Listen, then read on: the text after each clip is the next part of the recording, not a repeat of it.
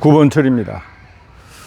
저를 비롯해서 많은 동지들이 문재인 정권 시절에 문재인의 불법 탈원전을 반대하면서 거리로 나가고 시위하고 또 여론을 형성하기 위한 노력을 꾸준히 해왔습니다. 그때 정권은 당연히 문재인과 여당인 민주당 정권이었기 때문에 그랬던 것입니다. 그래서 민주당과 문재인 대통령을 비판하고 또 그의 잘못된 정책과 결정에 반대하는 행동을 한 것이죠.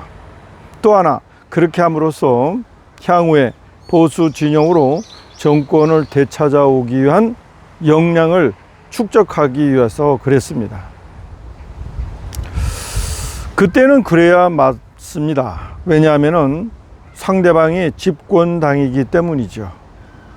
즉 집권당이 잘못하면 당연히 준비되어 있는 야당, 민주당일 경우는 국민의힘 경우에는 민주당이 될 것입니다. 그런데 여당이 된 입장에서, 집권당이 된 입장에서 민주당을 비판한다? 뭘 비판하죠? 말하자면 민주당에서 최상병 특검을 추진한다? 네, 민주당은 추진할 수 있습니다. 자, 그렇다면 국민의 60%, 70%가 이를 찬성한다? 그럼 민주당의 설득력이 국민들한테 먹힌 거죠. 그렇다면 국민의힘은 최상병 특검이 필요하지 않다는 이야기를 국민한테 설득했나요? 옛날에 문재인 대통령은 그 한 사람의 목숨의 가치를 비교할 수는 없지만 서해 공무원 피살 사건, 그건 김정은이 거기다 석유인가 부어가지고 태워버렸잖아요. 그리고 그야말로 탈북한 어민인가 몇 사람을 북한으로 보내서 그대로 총살되게 만들었지 않아요? 자, 이렇게 자국 국민의 생명을 경시하는 대통령 결정에 의하여 이런 경우 그 대통령에게 책임을 물을 수 있습니까? 그래서 문재인 대통령은 그 결정을 자신이 했다라고 당당하게 얘기했습니다. 그 후에 이 윤석열 정권은 문재인 대통령의 그러한 말에 아무런 조처도 취하지 않고 그대로 꿀먹은 벙어리가 되었습니다.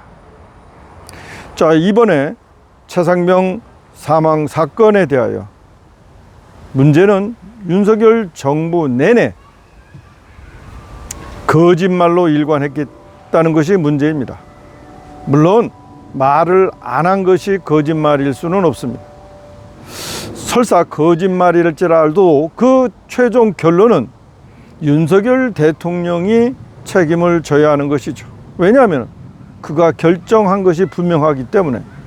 문제는 윤석열 대통령이 정말 이것을 결정했느냐 하는 것이 이 사건의 본질일지도 모릅니다. 만일에 윤석열 대통령이 그 최상병 의 그 사건 조사를 해병대에서 수사하지 마라, 이첩해라, 이첩한 사건에 대하여 자료를 가져와 라고 설령했다 하더라도 그건 대통령의 지시사항입니다.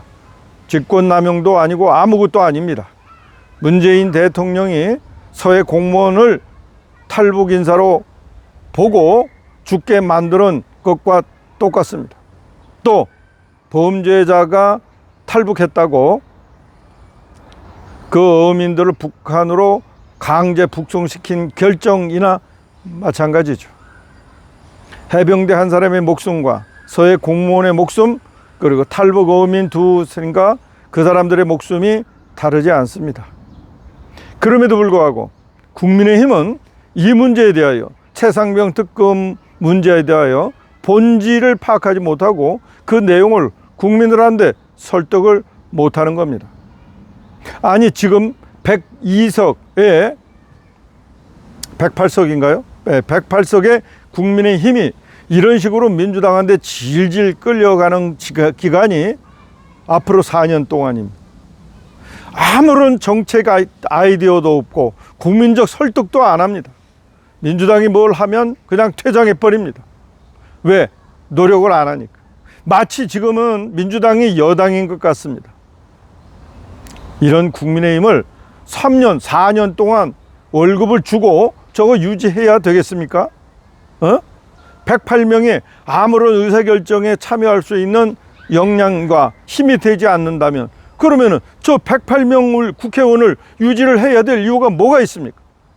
사건의 본질을 파악하고 그걸 국민들한테 소상히 얘기해 주고, 민주당의 주장이 이런 식으로 잘못되었다라는 거 소상하게 파악하고 국민들을 설득하는 자세를 취하지 않는 저 국민의힘을 우리가 여당으로 인정해야 되겠습니까?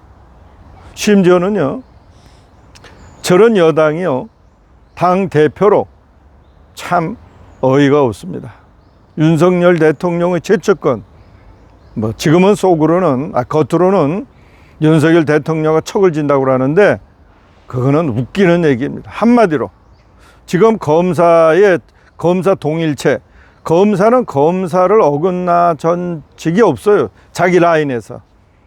윤석열 이퀄 한동훈입니다.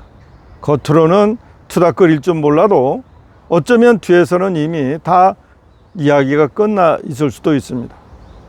그렇지 않으면은 지지를 윤석열 대통령 지지밖에 받지 못하기 때문이죠. 더군다나 원희룡, 윤상현, 나경원 의원은 그들의 정치적 행보가 여태까지 어쨌든 간에 그들은 충분히 검증받았지 않습니까? 한 정당의 지도자로서 저는 부족함이 없다고 봅니다.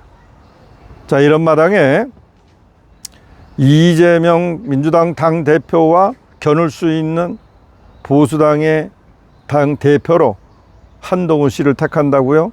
그냥 지방선거도 포기, 다음 그 차기 대선도 포기, 다음 총선도 포기하는 겁니다. 예, 포기하는 겁니다. 한동훈 씨를 당대표로 세운다는 것은 이재명 당대표의 사법적 문제를 다 해결해 주겠다는 겁니다. 자, 이렇게 보수당은 망해갑니다. 당연히 망해야 합니다. 지금으로서는요, 전문가들의 평가에 의하면 차기 지방선거 완전히 대패한답니다. 그러니까 정말로 선거에 나가고 싶지 않은 사람들이 많을 겁니다. 서울시장, 인천시장, 경기도지사 등등. 지금 서울시장 같은 경우에도 그 시의회가 전적인 완전히 절대 다수가 국민의힘 아닙니까? 근데 다음에 절대 다수가 민주당으로 또 바뀔 것 같으니까 상당히 지금 후보자들이 아마 고심에 빠져 있는 것 같습니다.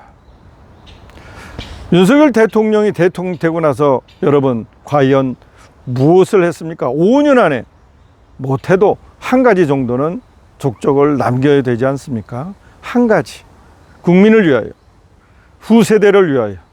근데 결국 그가 한 일은 세계 최고의 의료 체계를 망가뜨린 것밖에 없습니다. 지금 2025년도 이제 의대 교육은요, 7,500명이 넘는 아이들이, 학생들이 3,000명의 의료시설과 학습시설과 강의실에서 강의를 받아야 합니다. 더군다나 그 의대 교수들이 다 사표를 썼습니다. 완전히요, 망가지는 거죠. 망가지는 겁니다. 대한민국이요. 전문의도 배출되지 않고요. 필수 의료, 지난번에 법원이 필수 의료 인원 확보 때문에 의대 정원 2,000명을 늘려야 한다고 그랬죠. 그 판사를 왜 합니까? 그런 판단력으로 정말 구시성을 가진 판사로서 말이에요. 예. 자, 구시 그 일가족들의 정말 망신사를 끼치는 정도가 너무 심했습니다. 대한민국에 왜 보수당이 잘못하면 나라가 망한다고 했느냐? 보수당이 잘못하면 국민들은 당연히 민주당을 뽑죠. 그런데 이 민주당은 근본적으로 이 나라를 살릴 그런 어떤 목적이 있는 게 아닙니다. 자기의 이념과 맞는 정책을 뭔가 하나를 남기고 싶어하는 것이지, 이 나라를 위하여, 기업의 성장을 위하여, 국민적 부의 창출을 위하여 정말로 베스트 솔루션을 만들어내는 게 아닙니다. 이번에 보니까 또 민주당이 저기 옛날에 그 프랑스 파리나 이런 데 가면은 일요일 날은 뭐 관광객이 있든 없든 간에 전체 관광지가 다 문을 닫은 그런 시절이 있어요. 이탈리아도 마찬가지. 그런데 지금은 관광지가 다 또 일요일 날 문을 열립니다. 근데 그걸 또 답습하겠다는 거예요, 민주당이. 참 한심한 사람들이죠. 그러나 어떡하겠습니까? 국민의힘이 잘못하니까 그저 대안으로 민주당밖에 없죠. 그래서 저는 제안합니다. 제가 능력이 있으면 정말로 그동안에 이 국민의힘을 저거 108명밖에 되지 않기 때문에 저거 한 번 더 그냥 둬도 작살나는 거고, 진짜 보수당 정말 일 잘하고 능력 있고 애국심 있는 사람들이 뭉쳐서 이번에 뭐 총선에서는 실패를 했지만 참 그런 방향성은 되지 않습니다. 이번에 이 국민의힘의 능력을 알았고 저 이념성을 알았기 때문에 차기에 그야말로 정말 이 나라를 사랑하고 능력이 있는 사람들이 진보다 보수다 다 뭉쳐서 정말 멋진 정당을 한번 만들어 보는 것도 좋습니다. 그러기 위해서는 보수가 확실하게 망해야 되겠죠. 망해야 됩니다. 차기의 민주당으로 넘어갔을 때 대통령으로 넘어가면 딱 1년입니다. 남는 기간이.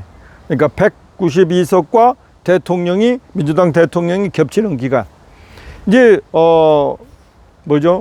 192석인가가 아무리 법을 만들어도 대통령이 거부하면 만들 수가 없어요.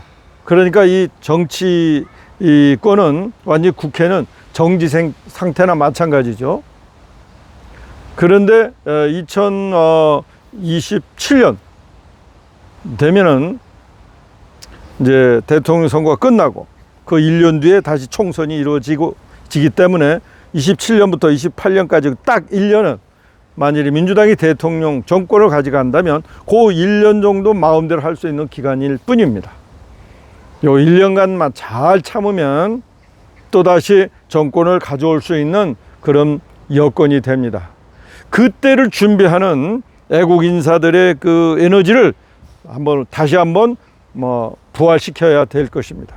그러기 위해선 저와 같은 이런 애국 유튜버들이 그야말로 이 말뿐만이 아니라 정말 사업을 통해서 자금도 모으고 조직도 만들고 이러면서 내일을 위한 준비를 끊임없이 해야 될 거라 생각합니다.